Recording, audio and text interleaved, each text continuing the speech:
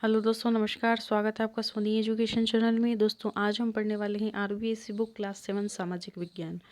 दोस्तों, अगर आप राजस्थान जीके की तैयारी करना चाहते हैं तो आरबीएसई बुक बोर्ड द्वारा जो पुस्तकें संचालित थी उसी से वन लाइनर क्वेश्चन बहुत ही अच्छे तरीके से तैयार किए गए हैं और उसकी भी प्लेलिस्ट बनी हुई है। चैप्टर वाइज वीडियो अपलोड है।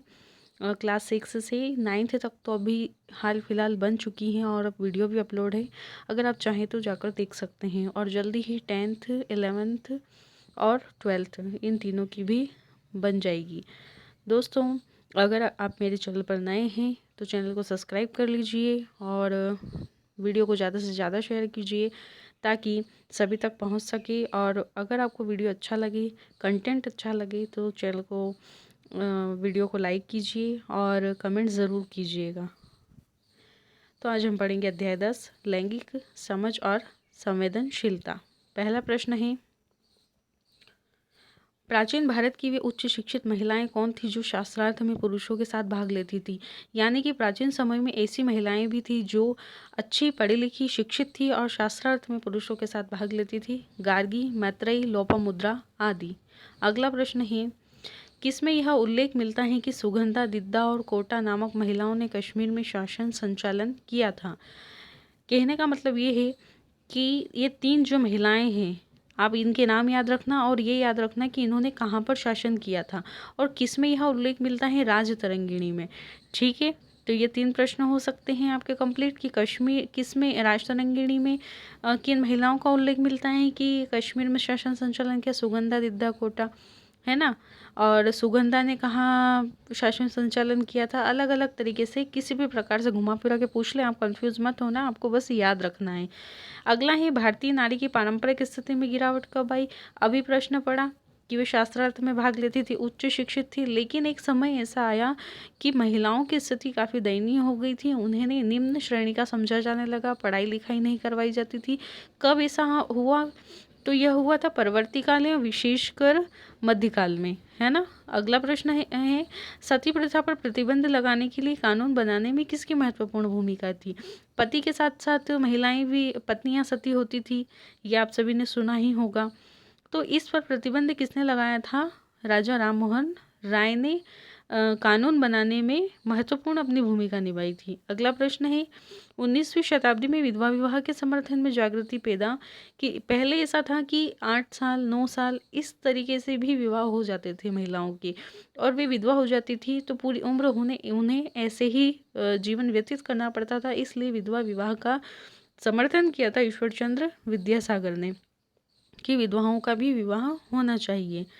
अगला प्रश्न है, 19वीं शताब्दी में महिला शिक्षा के क्षेत्र में किसने उल्लेखनीय कार्य किया। महिलाओं की शिक्षा के क्षेत्र में स्वामी दयानंद सरस्वती ने कार्य किया है। अगला प्रश्न है, 19वीं शताब्दी में नारी के उत्थान के लिए महात्मा ज्योतिबा फुले और सावित्रीबाई फुले ने अपना महत्वपूर्ण योगदान दिया है। अगला प्रश्न है, स्त्री और पुरुष की शारीरिक बनावट पर आधारित जैविक अंतर क्या कहलाता है। लिंग भेद। लिंग भेद से हमें पता चलता है कि यह स्त्री है या यह पुरुष है।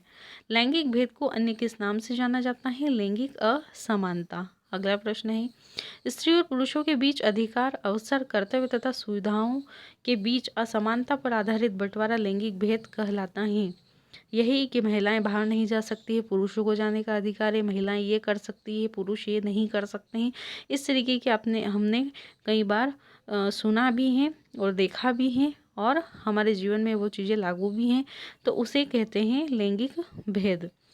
लैंगिक संवेदनशीलता को क्या कहा जाता है, लैंगिक समानता।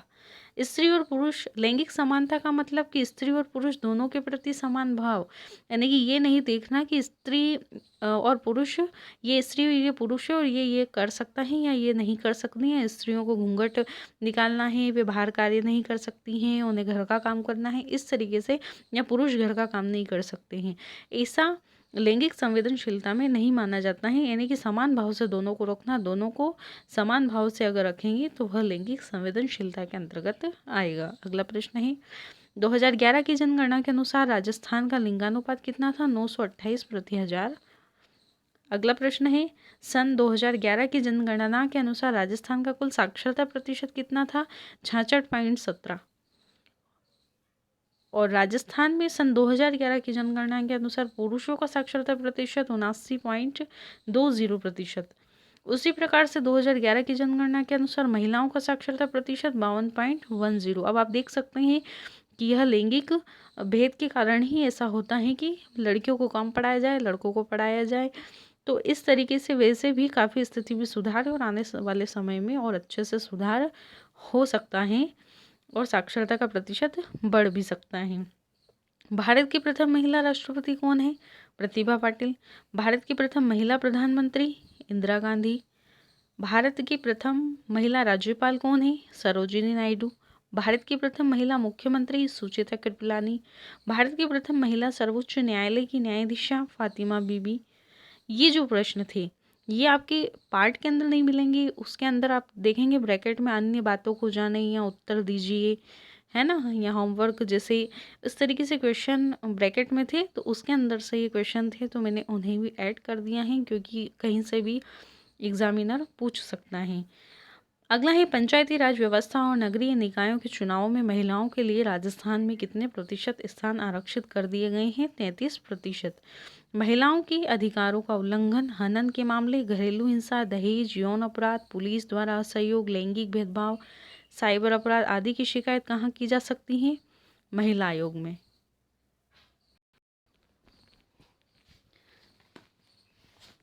अगला प्रश्न है राजस्थान बाल कल्याण हेल्पलाइन नंबर क्या है? 1098। महिला हेल्पलाइन नंबर 1090, 1095 और 1012 है। अगला प्रश्न है बालिकाओं की उच्च शिक्षा के लिए बचत द्वारा धन हटाने हेतु कौन सी योजना प्रारंभ की गई है? यहाँ जुटाने आता। बालिकाओं की उच्च शिक्षा के लिए बचत द्वारा धन जुटाने हेतु सुकन्या समृद्धि योजना आरंभ की गई है। अगला प्रश्न है किस योजना के अंतर्गत परिवार का मुखिया महिला को बनाया जाता है? भामाशाह योजना के अंतर्गत। अगला प्रश्न है महिला और बाल कल्याण के लिए कौन सी योजना चलाई जा रही है? तो महिलाओं और बाल कल्याण के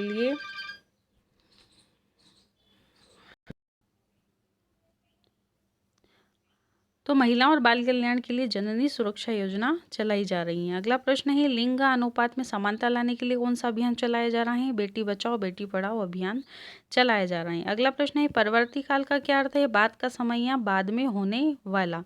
नेक्स्ट है लड़के की आयु 21 और अगर लड़की की आयु 18 वर्ष होने से पहले जो विवाह किया जाता है तो उसे बाल विवाह के अंतर्गत रखा जाता है। प्रति 1000 पुरुषों व स्त्रियों की संख्या क्या कहलाती है? लिंगानुपात कहलाती हैं। बालक का पहला शिक्षक कौन होता है? उसकी माता होती हैं। तो ये हो गया आपका आज का चैप्टर। एक दो क्वेश्चन और रह गए थे। मीराबाई की प्रसिद्धि का क्या कारण था? ईश्वर की भक्ति। और महिला की समस्या के समाधान हेतु महिला आयोग में शिकायत दर्ज कर सकते हैं, इसके लिए महिला आयोग का गठन किया गया है। ये आपके आज के चैप्टर कंप्लीट हो चुका है। वीडियो अच्छी लगी तो लाइक शेयर कमेंट ज़रूर कीजिएगा। चैनल को सब्सक्राइब नहीं किया तो कर लीजिए। धन्यवाद।